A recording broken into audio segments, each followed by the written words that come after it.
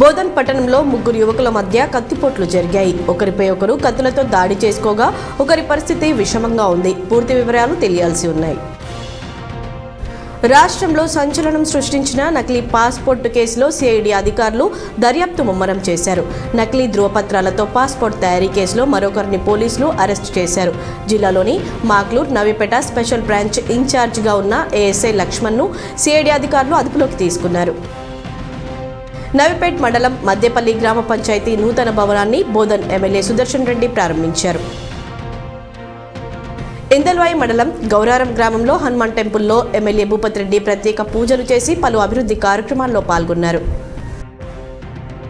Armoor MLA పైడి రాకేష్ రెడ్డిని అంకాపూర్లోని ఆయన నివాసంలో నందిపేట్ డొంకేశ్వర్ మండల ముస్లిం కమిటీ నాయకులు మర్యాదపూర్వకంగా కలిశారు.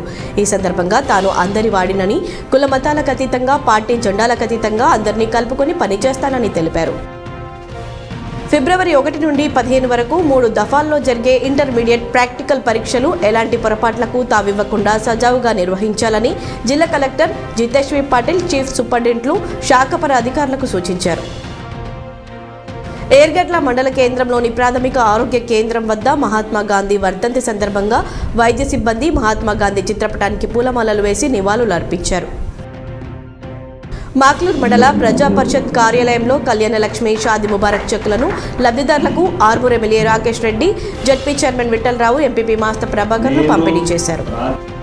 దర్పల్లి మండల కేంద్రంలో కాంగ్రెస్ పార్టీ మండల అధ్యక్షుడు ఆర్మూర్ చిన్నబాలరాజ్ ఆధ్వర్యంలో మహాత్మా గాంధీ 76వ వర్ధంతి వేడుకలు ఘనంగా నిర్వహించారు.